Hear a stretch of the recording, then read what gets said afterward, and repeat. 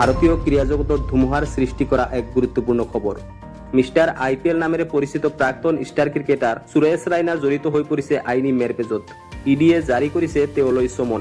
কি এই অভিযোগ, কিমান ডাঙৰ এই গোচৰ, বিস্তাৰিত জানিব পাৰিব আজিৰ এই ভিডিঅ'টিত। টাইমছ অফ ইণ্ডিয়াৰ খবৰ অনুসৰি সুৰেশ ৰাইনাক 13 আগষ্টত ইডিয়ে জাৰি কৰিছিল সমন। অভিযোগ, তেওঁ বেআইনী বেটিং এপ 1xBetৰ প্ৰচাৰত অংশগ্ৰহণ কৰিছিল। এই এপটোৱে ভাৰতৰ গেম্বলিঙৰ আইন ভংগ কৰি চলি থকাৰ সন্দেহ আৰু তাৰ পৰা আহি থকা লাখ লাখ টকা বিজ্ঞাপন আৰু এণ্ডৰ্ছমেণ্টৰ জৰিয়তে মানি লণ্ড্ৰিঙৰ পথত সৰবৰাহ কৰি থকাৰ অভিযোগ উঠিছে। যদিও এতিয়ালৈকে ৰাইনাৰ বিৰুদ্ধে কোনো আনুষ্ঠানিক অভিযোগ দাখিল হোৱা নাই, কিন্তু এই তদন্ত হৈছে এক বৃহৎ অভিযানৰ অংশ, য'ত ইতিমধ্যে কেইবাজনো অভিনেতা, ৰাজনীতিক আৰু প্ৰযুক্তি ক্ষেত্ৰৰ ডাঙৰ ডাঙৰ নামো ইয়াৰ লগত জড়িত হৈ পৰিছে।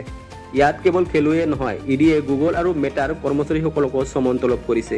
কাৰণ এই বেআইনী বেটিং এপবোৰৰ বিজ্ঞাপন আৰু অনলাইন প্ৰমোচনৰ জৰিয়তে গ্ৰাহক পাবলৈ এইবোৰ প্লেটফৰ্ম ব্যৱহাৰ কৰে।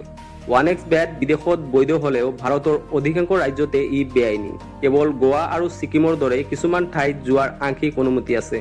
কিন্তু চেলিব্ৰিটিৰ প্ৰচাৰ ব্যৱহাৰ কৰি এই এপবোৰে আইনৰ সীমা অতিক্ৰম কৰি লাখ লাখ টকা উপাৰ্জন কৰে। এতিয়া মূল প্ৰশ্ন, সুৰেশ ৰাইনাই কি ইডিৰ আগত নিজকে দোষমুক্ত প্ৰমাণ কৰিব পাৰিব নে এই গোচৰৰ সৈতে সাঙুৰ খাব আৰু বহু ডাঙৰ নাম? আপুনি কি ভাবে, এই বেআইনী এপৰ প্ৰচাৰ চলোৱা চেলিব্ৰিটিসকলক আইনৰ আওতালৈ অনাৰ প্ৰয়োজন আছেনে? আপোনাৰ মতামত কমেণ্টত লিখক আৰু এনেধৰণৰ গুৰুত্বপূৰ্ণ ক্ৰীড়া আপডেটৰ বাবে চেনেলটোত সংযুক্ত হৈ থাকক।